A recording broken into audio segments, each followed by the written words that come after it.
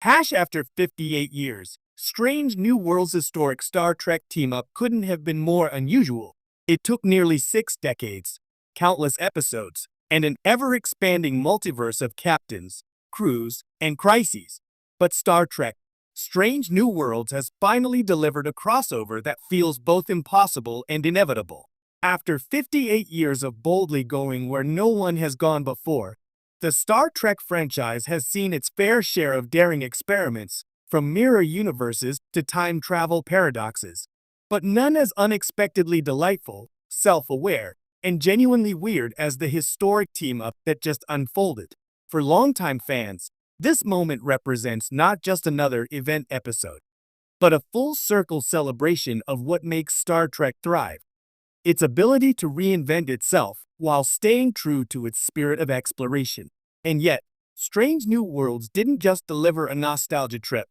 It crafted something so unusual, so joyfully unorthodox, that even the most seasoned Trekkies couldn't have predicted it. A cross-generational miracle 58 years in the making. The crossover in question is between Star Trek Strange New Worlds and Star Trek Lower Decks, two shows that, on paper, couldn't be more different. Strange New Worlds is a live-action prequel series that returns to the 23rd century, featuring Captain Christopher Pike, Number 1, and a young Spock aboard the USS Enterprise.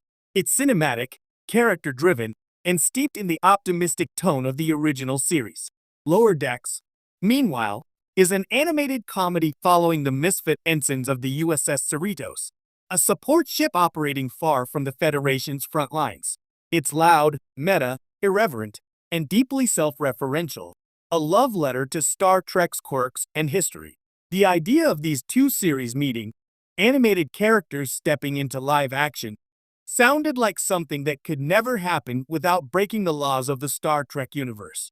And yet, Strange New World second season episode, Those Old Scientists, made it happen with humor, heart, and a time travel plot that felt entirely Trek. The wild premise that actually worked in Those Old Scientists: Lower Decks' ensigns Beckett Mariner and Brad Boimler accidentally activate an ancient portal that sends Boimler back in time to Pike's Enterprise. What follows is a brilliantly unhinged cultural collision, the animated future colliding with the dignified past. Boimler, portrayed in live action by Jack Quaid, becomes an instant disruption to Pike's crew, fangirling over legendary officers, quoting their future biographies, and awkwardly trying not to violate the Temporal Prime Directive.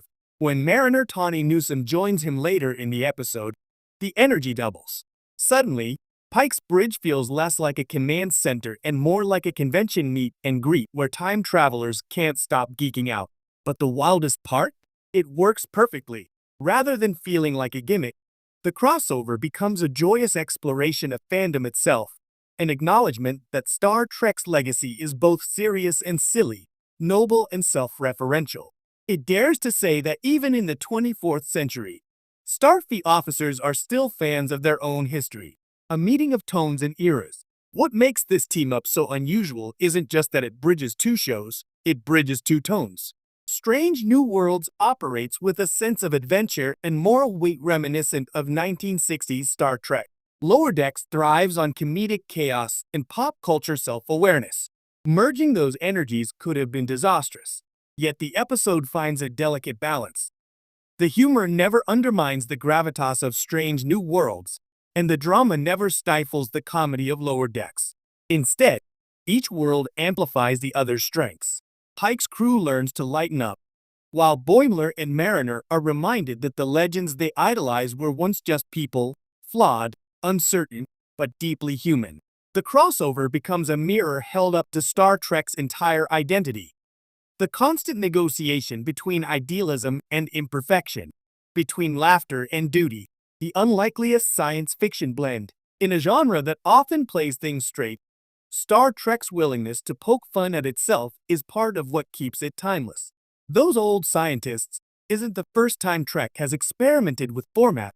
The Deep Space Nine episode Trials and Tribulations digitally inserted its cast into original 1967 footage, and Voyager's Bride of Chaotica played with black and white pulp parody But the Strange New Worlds/Lower Decks crossover marks the first time the franchise fully merged animation and live action. The episode's visual effects are a triumph. Seeing Quaid and Newsom step out of animation and into the tactile reality of the Enterprise feels surreal yet strangely natural. Their exaggerated energy contrasts hilariously with the calm professionalism of Pike, Spock, and Number One. It's a creative risk that few franchises would dare attempt, let alone one as lore-heavy as Star Trek. And yet, by embracing absurdity, Strange New Worlds captured something profoundly Trek. That progress, whether scientific or creative, comes from bold experimentation, legacy, laughter, and the long view of Star Trek.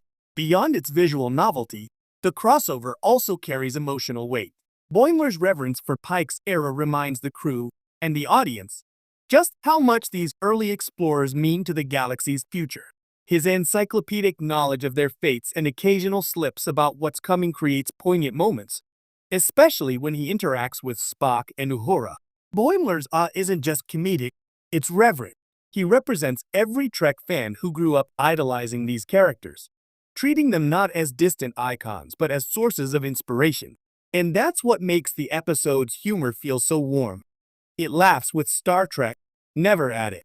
Mariner, ever the voice of rebellion, adds another layer. Her interactions with Number One highlight the ongoing struggle women face in command roles, even in a utopian future. Their banter about professionalism, leadership, and reputation is both funny and surprisingly moving.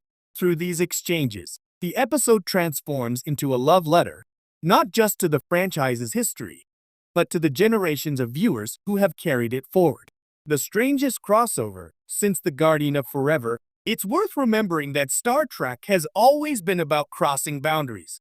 From the original series' daring depiction of unity during the Cold War to the next generation's philosophical diplomacy, Trek thrives on the tension between difference and connection. The Strange New Worlds/Lower Decks team-up embodies that ethos on a meta level. It unites two completely different storytelling traditions, serious science fiction and animated satire, and proves that they can coexist. When Mariner and Boimler finally return to their timeline, they bring with them not just the knowledge of their heroes, but a renewed appreciation for what Starfleet means. And when Pike's crew watches them disappear, it's clear the feeling is mutual. The episode closes with a charming animated tag, Pike and Company rendered in Lower Decks' cartoon style, blurring the line between worlds one last time. It's goofy, it's heartfelt, and it's unmistakably Star Trek. Why it matters after 58 years, after nearly 6 decades, Star Trek has seen countless captains, timelines, and alternate realities. But few moments have felt as symbolically powerful as this one. The franchise began in 1966 with a vision of hope and curiosity, values that have